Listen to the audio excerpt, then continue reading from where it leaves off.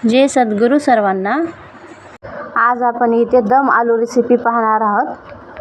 त्यासाठी इथे मी छोटे छोटे बटाटे घेतले होते आणि ते दोन प्रकारे पण करू शकतो। एक बटाटे जे आहेत वरून साल काढून घेऊन त्याला तेलामध्ये असं फ्राय करून पण करता येते। मी इथे ना बटाटे छोटे असलेले ते उकडून घेतले होते आणि नंतर इथे कढई घेऊन त्यामध्ये तेल, जिरे, मोहरी आणि थोडा बारीक केलेला लसूण टाकून लालसर असं परतून घेतले। नंतर हे खडे मसाले पण त्यामध्ये टाकून आणि नंतर त्यामध्ये कांदा घालून घेतला आणि 2 मिनिट छान असं लालसर कलर येईपर्यंत त्याला छान असं परतून घ्यायचं। ही दम आलूची रेसिपी आहे ना, ही मी फर्स्ट टाइमच ट्राय करत होते आणि ते एकदम टेस्टी आणि मस्त खूप छान चविष्ट झाली होती। तुम्ही पण एकदा नक्की करून पहा, तुम्हाला नक्कीच आवडेल। आणि कांद्याला असं पूर्ण थोडा हलवल्याच्या नंतर पूर्ण ब्राऊन कलर आला। त्यामध्ये नंतर एक हिरवी मिरची मी त्यामध्ये कट करून टाकली होती आणि नंतर थोडंसं त्यामध्ये एक टोमॅटो पण चिरून घातला आणि टोमॅटो पटकन असं छान शिजावं ह्यासाठी मी थोडंसं त्यामध्ये नमक पण ॲड केलं होतं। त्यानंतर छान असं एकजीव करून घेतलं पूर्ण।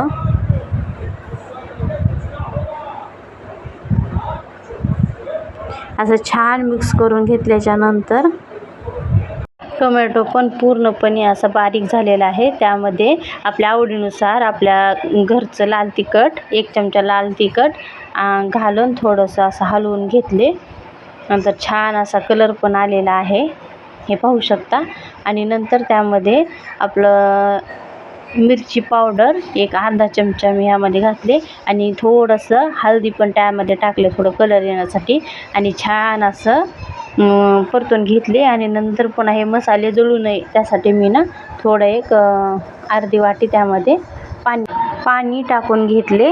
जे आपण बटाटे उकडून घेतले होते ना, त्याला स्पूनच्या सहाय्याने इथे व्हिडिओमध्ये पहा असे छिद्र पाडून घेतले आणि नंतर असं सगळ्या बटाट्यांना केलं आणि नंतर मग ते बटाटे जो आपण मसाला केला होता त्यामध्ये हे सर्व बटाटे घालून घेतले आणि छान असं त्याला असं छान परतून घेतले।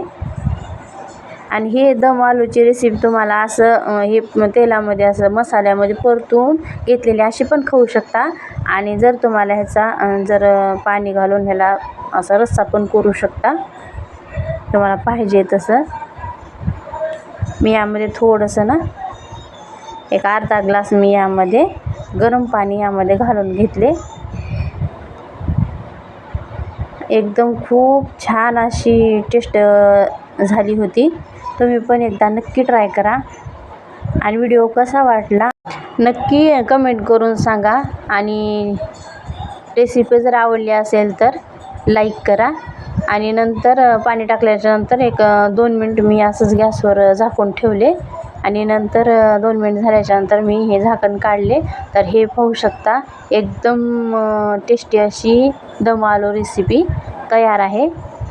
तुम्ही पण दम आलू रेसिपी खाल्लीत का मला नक्की कमेंट करून सांगा। व्हिडिओ आवडल्यास लाईक, शेअर आणि सबस्क्राईब करा। भेटूया अशाच नवीन व्हिडिओमध्ये, तोपर्यंत बाय।